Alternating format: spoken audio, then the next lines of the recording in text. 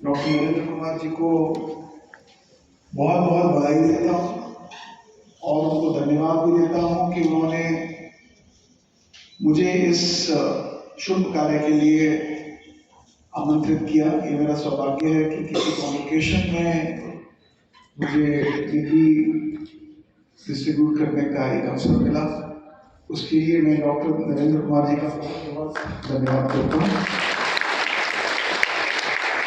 और ये भी हमारा एक सौभाग्य है कि हमें आज के इस दिन में डॉक्टर सुनीति जी का भी सानिध्य मिला है, जो आज इस कार्यक्रम में गेस्ट ऑफ ऑनर के रूप में आमंत्रित की गई है।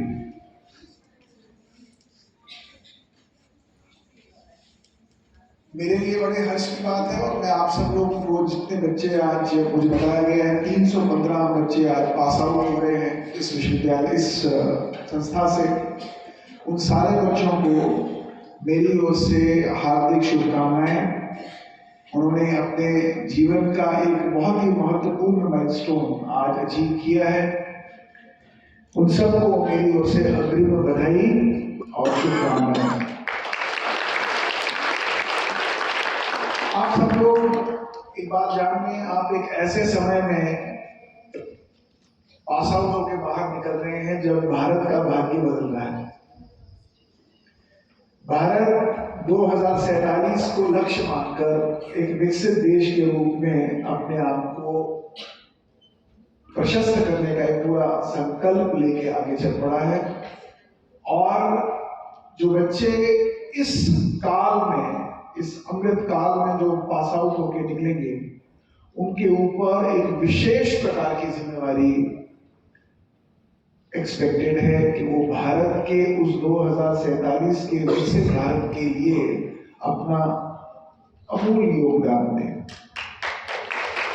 और ये योगदान देने के लिए आपको ये जानना बहुत जरूरी है कि आप उस देश के पैदा होने वाले लोग हैं जो देश विकसित देश रहा है। दुर्भाग्य की बात है, पिछले 7-8 वर्षों में भारत को विकसित देश बनने के लिए अब प्रयास करने पड़ रहे हैं, क्योंकि पिछले 700 वर्षों में भारत के साथ जो हुआ उसका परिणाम ये निकला कि हम पुनः एक बार फिर उस स्तर पर पहुंचे जहां से हमें पुनः विकसित भारत बनने का प्रयास और संकल्प लेना पड़ रहा है। परंतु आपको ये जानना आवश्यक है कि आप उस मिट्टी के लोग हैं जो मिट्टी से भारत की खुशबू पूरी दुनिया में पहुंचती थी। अगर आप लोग इतिहास पढ़ते हैं तो मैं आप लोगों को ध्यान दिलाना चाहूंगा कि हमारे दुनिया भर के जो इकोनॉमिक हिस्टोरियंस हैं, उनमें बड़े प्रसिद्ध इकोनॉमिक हिस्टोरियन हैं जिनका नाम है एंगस मैडिसन। और ये एंगस मैडिसन ने अभी कुछ वर्षों पहले इन्होंने एक दुनिया भर का सर्वे किया और इनकी एक बड़ी ब्यूटीफुल पुस्तक है जिसका नाम है कॉन्टूर्स ऑफ वर्ल्ड इकोनॉमी। अगर आप इस पुस्तक का अध्ययन करेंगे तो आप बड़े हैरान हो जाएंगे ये देख के कि उस अध्ययन में इन्होंने पाया कि जब दुनिया भर की इकोनॉमीज को इन्होंने स्टडी किया तो इन्होंने पाया कि भारत की इकोनॉमी जो आज हमारे सामने दुनिया की जीडीपी का लगभग 6 से 7% है, यानी जो दुनिया की टोटल जीडीपी है, उस जीडीपी में भारत का आज का कंट्रीब्यूशन लगभग 7% है। लेकिन एंगस मैडिसन के इस रिसर्च को अगर हम ठीक से पढ़ें, इस पुस्तक का अध्ययन ठीक से करें, तो आप लोगों को ये जान के बड़ा हर्ष होगा कि भारत की जीडीपी फर्स्ट सेंचुरी एडी में कितनी रही होगी। कोई अंदाजा लगा सकता है? भारत की जीडीपी 35% के करीब एंगस मैडिसन के रिसर्च में पाई गई। और भारत का जीडीपी 35% केवल फर्स्ट सेंचुरी एडी में एंगस मैडिसन के राइटर के कारण से नहीं है। अगर आप भारत के एक सेंचुरी एडी के पीछे बढ़ जाएंगे तो बैंगलोर की एक संस्था है श्री कल्याण इंस्टीट्यूशन, जिन्होंने भारत की जीडीपी का आंकलन 50% से भी ऊपर लगाया है क्योंकि भारत का उनका क्लेम है एक मेटल इकोनॉमी के रूप में पूरी दुनिया में सबसे प्रक्षिप्त देश था।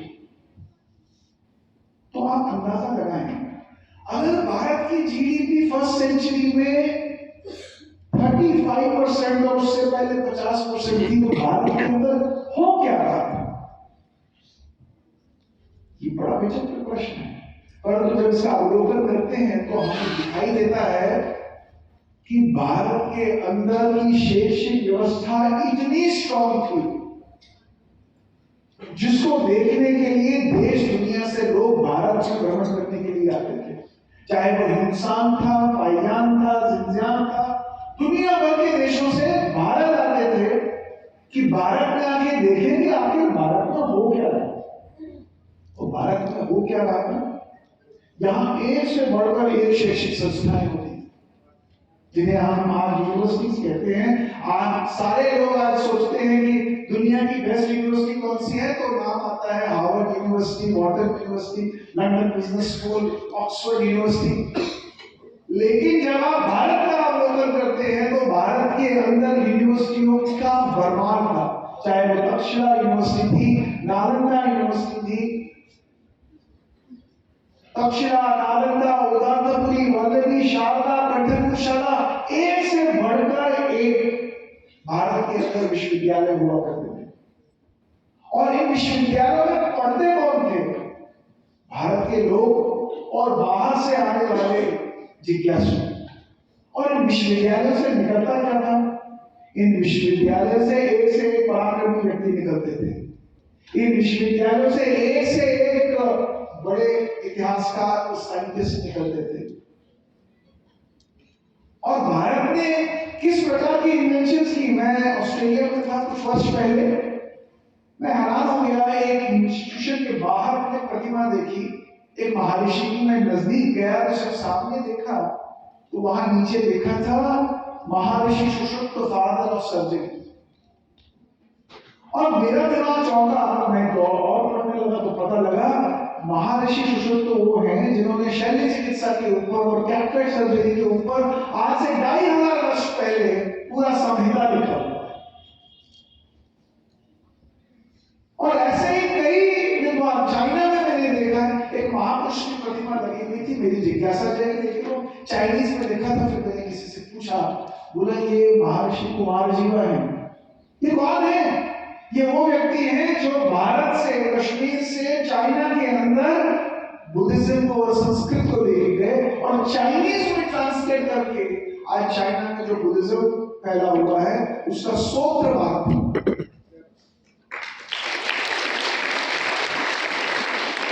हमारे यहाँ आज एलोपैथिक मेडिसिन को इतना बल देते हैं। भारत एलोपैथिक से भी उच्च मेडिसिन के अंदर काम करता था, चाहे वो महर्षि धन्वंतरी थे, चाहे वो चाणक्य थे। आप चाणक्य संहिता को उठा के देखिए। बीमार होकर इलाज करना एक चीज होती है, बीमार नहीं होना ये इलाज का सबसे परम सत्य है। और उस सत्य की खोज में हमारे सारे संहिता आपको बताते हैं। लेकिन ये होता कैसे था? हमारे यहाँ इन चीजों को करने के बड़े अनूठे तरीके थे। मैं दो चीजें आपको बताऊंगा। आप घरों में चेस खेलते हैं? कितने लोग चेस खेले?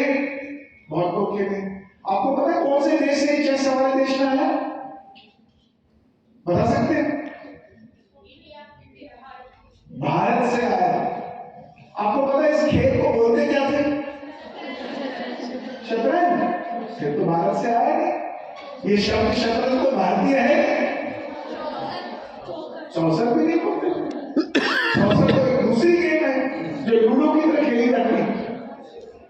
इसे बोलते थे चतुरंग, इसे बोलते थे अष्टपदार्की। इसे दो लोग नहीं खेलते थे, इसे चार लोग खेलते थे। लेकिन कहने का मेरा अर्थ है ये खेल क्यों बनाया गया था? खेल में मेंटल एबिलिटीज को इंप्रूव करने का एक जरिया था। क्योंकि आपको एक खेल खेलते खेलते सोचना पड़ता था।